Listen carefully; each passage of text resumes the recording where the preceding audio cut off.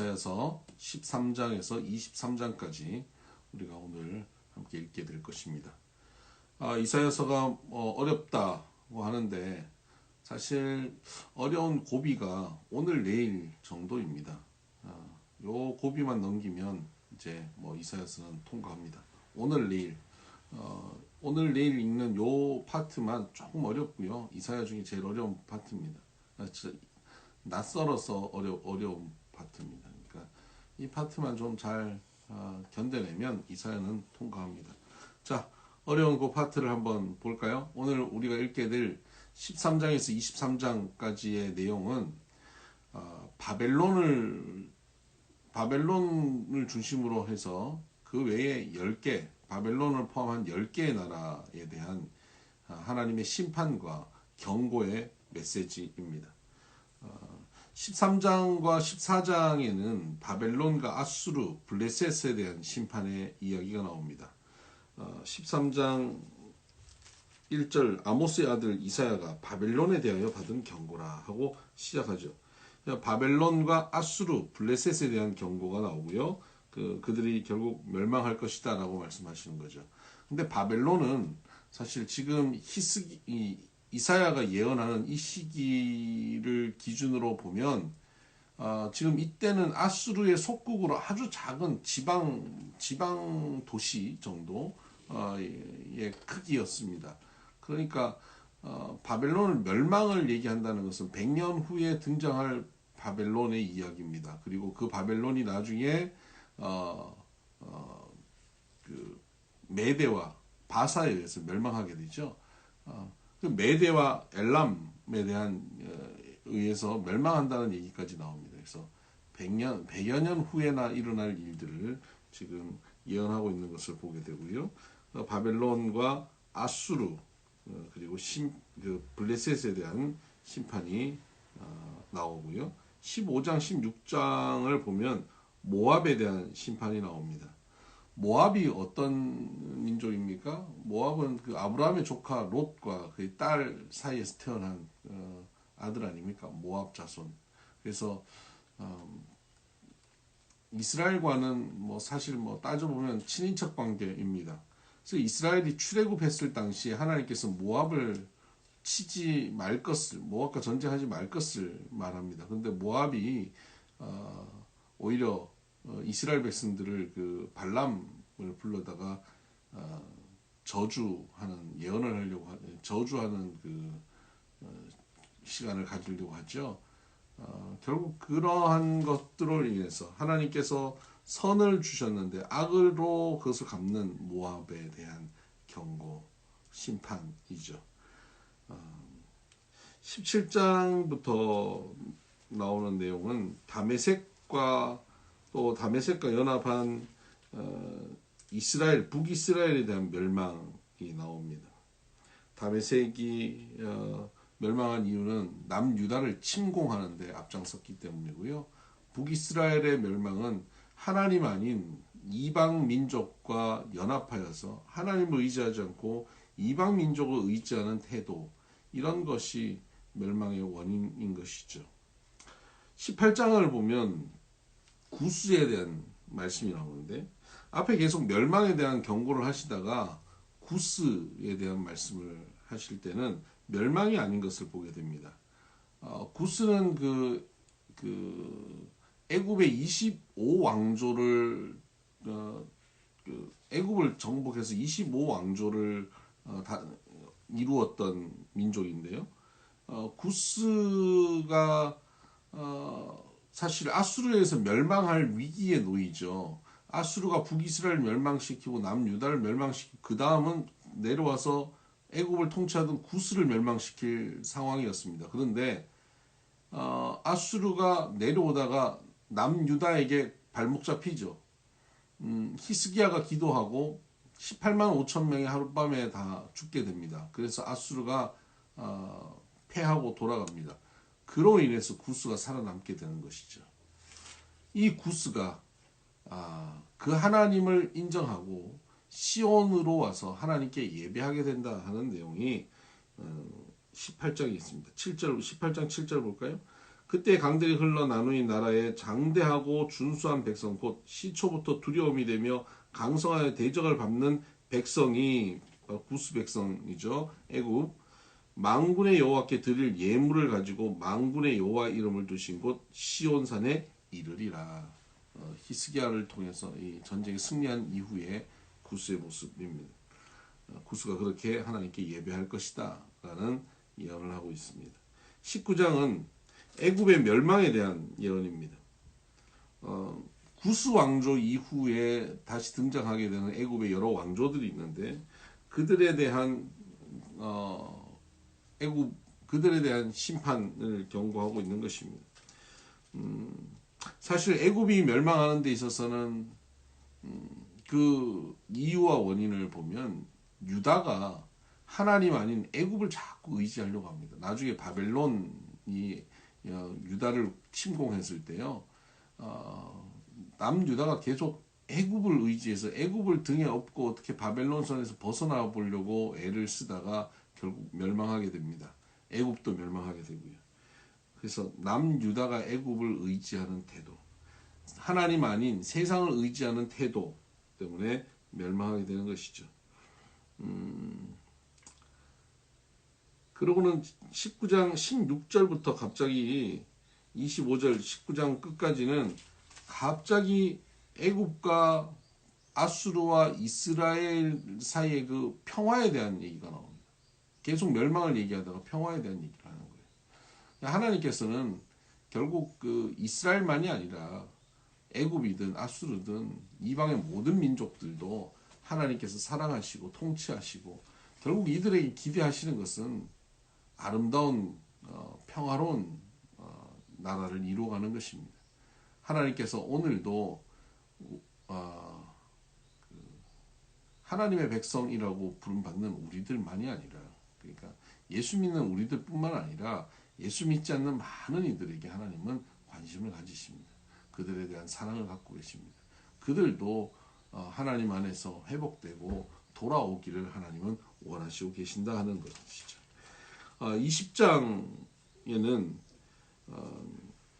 지금 어떤 일이 벌어지냐면 아수르에 의해서 멸망당한 블레셋이 모압이나 에돔, 유다를 이렇게 연합군으로 형성해서 아수르에 대항을 하려고 하면서 애굽에게 손을 내밉니다. 애굽도 함께 이 연합군에 함께 참여해달라. 그래서 애굽이 거기에 참여하죠. 그래서 애굽이 아수르를 대항하기 위해서 참여하는데 이러한 일들로 인해서 결국 애굽이 또 애굽을 다스린 구스가 이제 어려움을 당할 수밖에 없다라고 하는 것을 예언하기 위해 이사야가 20장 3절을 보면 애굽에서 여호와께서 이르시되 나의 종 이사야가 3년 동안 벗은 몸과 벗은 발로 다니며 애굽과 구스에 대하여 징조와 예표가 되었느니라. 이와 같이 애굽의 포로와 구스에 사로잡힌 자가 아수르 왕에게 끌려갈 때에 젊은 자나 늙은 자가 다 벗은 몸과 벗은 발로 볼기까지 드러내어 애굽의 수치를 보이리니. 그래서 아수르에서 멸망당한 블레셋, 모압, 에돔, 유다 그리고 애굽이 연합군을 형성하여서 아수르에 대항하려고 하는 태도, 이것에 대해서 하나님께서 경고하고 계시고 이사야는 그 일을 위해서 3년 동안 벗은 몸 벗은 발로 예언합니다. 21장에 보면 21장은 다시 바벨론의 앞에 13장 14장에 언급했던 바벨론의 멸망에 대한 것을 또다시 언급하고 있고요. 이때 그 2절을 보면 13장 2절에 혹독한 묵시가 내게 보였도다. 속이는 자는 속이고 약탈하는 자는 약탈하도다. 속이는 자와 약탈하는 자였던 바벨론이 또 자기도 속임을 당하고 약탈을 당하게 되는 것이죠. 그래서 엘람이 올라가고 메대에 이어서 엘람과 메대를 통해서 바벨론이 멸망하게 될 것이다 라고 하는 것을 또다시 예언하고 있습니다. 그리고 11절, 21장 11절을 보면 두마에 대한 관한 경고입니다. 두마는 세일에 살고 있는 에돔 족속을 얘기합니다. 에서의 후손 에돔 족속이죠. 그리고 13절 이하에는 아라비아에 대한 경고입니다. 여기 드단의 대상이라고 불리기도 하고요. 게달의 자손이라고도 불립니다. 아라비아 광야에 있던 아라비아에 대한 예언이고, 이들은 1년 안에 멸망할 것이다 라고 말씀하고 있습니다. 22장에 환상골짜기에 대한 경고가 나오는데요. 환상골짜기는 예루살렘을 의미합니다. 예루살렘을 경고하고 예루살렘의 패망, 멸망에 대한 경고를 하고 있습니다. 그러니까 예루살렘이 이러한 멸망이 오기 전에 회개하라. 12절에 보면 22장 12절에 그날에 주 만군의 여호와께서 명령하사 통곡하며 애곡하며 머리털을 뜯으며 굵은 배를 띠라 하셨거늘 너희가 기뻐하며 즐거워하며 소를 죽이고 양을 잡아 고기를 먹고 포도주를 마시면서 내일 죽으리니 먹고 마시자 하는도다. 회개하라 그러는데 곧 죽을 건데 먹고 마시자 하고 시간을 보낸다는 것이죠. 이렇게 예루살렘이 경고하고요. 그리고 15절에서 25절까지는 예루살렘에 있는 관료들에 대한 경고입니다. 대표적으로 리더였던 셈나 히스기야 왕의 부하인데 국고를 맡은 자입니다. 그러니까 굉장히 재정부 장관이죠. 돈 맡은 사람이 살림사 하는 사람. 그 셈나라고 하는 사람이 자기를 위해서 호화로운 묘실을 만듭니다. 그런 것들로 인해서 결국 강등당하게 되고요. 그 자리를 다시 힐기야의 아들 엘리야김이 맡게 됩니다. 그에 대한 기대가 있죠.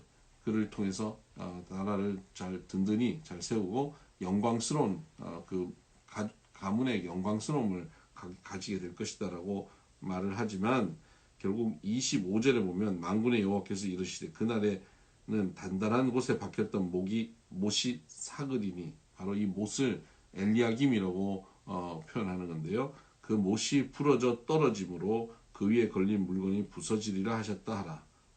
그렇게 엘리야김도 결국 잘 했지만 결국은 다 사가지고 부러질 것이다 라고 말씀하십니다. 23장에는 두로와 시돈에 대한 경고가 나옵니다. 두로와 시돈 하면 떠오르는 사람이 있죠. 두로왕 히람입니다. 두로왕 히람은 성전 건축에 혁혁한 공을 쌓았죠. 그는 백향목을 보냈고요. 성전 건축을 위해서 사람을 보내서 돕습니다. 두로는 그런 나라였습니다. 근데 두로는 해상 무역을 주도하였고요. 그래서 경제력이 아주 대단했습니다. 두로의 성은 바다 가운데 있어서 어떤 나라도 침공할 수 없는, 그래서 돈도 많고 군사력도 있고 안전한 속에서 아주 편안하게 살아가던 나라입니다. 그러니까 하나님 없이도 우리는 얼마든지 잘 살 수 있다라고 자신감을 갖고 있던 사람들이 두로와 시돈입니다. 교만하고 부유함 가운데 있었던 사람들이죠. 하나님 없이 그렇게 편안하게 살 수 있다는 사람들, 7절, 23장 7절, 이것이 옛날에 건설된 너희 희락의 성입니다. 곧 그 백성이 자기 발로 먼 지방까지 가서 머물던 성읍이냐, 그 성읍이 우스워질 것이고 멸망당할 것이고 무너질 것이다라고 경고합니다. 그런데 그 성이 70년 후에 회복될 것이다라고 말씀합니다. 15절, 그날부터 두로가 한 왕의 연한같이 70년 동안 잊어버린 바 되었다가 70년이 찬 후에 두로는 기생의 노래같이 될 것이라. 70년 후에 다시 회복되는 겁니다. 왜 70년일까요? 남유다, 예루살렘이 70년 후에 회복되거든요. 회복되면서 남유다가 회복돼서 뭘 해야 됩니까? 성전 건축을 해야 됩니다. 그 성전 건축을 위해서 누가 도와야 되죠? 두로가 도와야 됩니다. 두로에서 백향목을 가져와야 됩니다. 그래서 남유다 성전 회복을 위해서 두로는 회복되는 것입니다. 네, 여기까지가 오늘 우리가 읽게 될 내용입니다. 남유다를 중심으로 주변의 10개의 나라들에 대한 멸망, 경고하고 있는데요. 사실 이 말씀을 보면서 하나님 믿지 않는 사람들도 이들이 자기 힘으로 교만한다든가 아니면 하나님 아닌 다른 것을 의지하고 그것을 만족하고 산다든가 그리고 다른 이들에게 죄를 짓고 악으로 대하고 갑질하고 이런 사람들은 반드시 하나님께서 멸망시킨다는 것을 오늘 본문을 통해서 볼 수 있습니다. 하나님 없이도 내 주먹을 믿어라. 나는 나를 믿는다 하는 사람들은 반드시 하나님께서 멸망시키신다라는 경고가 여기에 나와 있습니다. 그리고 또 여기서 우리가 한 가지 생각해야 될 것은 하나님께서는 이스라엘 백성들을 제사장 나라로 부르셨습니다. 제사장이라고 하는 것은 제사장이 중심이 아닙니다. 제사장 주변에 있는 사람들을 위해 봉사하는 것이 제사장입니다. 그 사람들과 하나님과의 관계를 회복시켜가는 중보의 역할을 하는 것, 그것이 제사장이죠.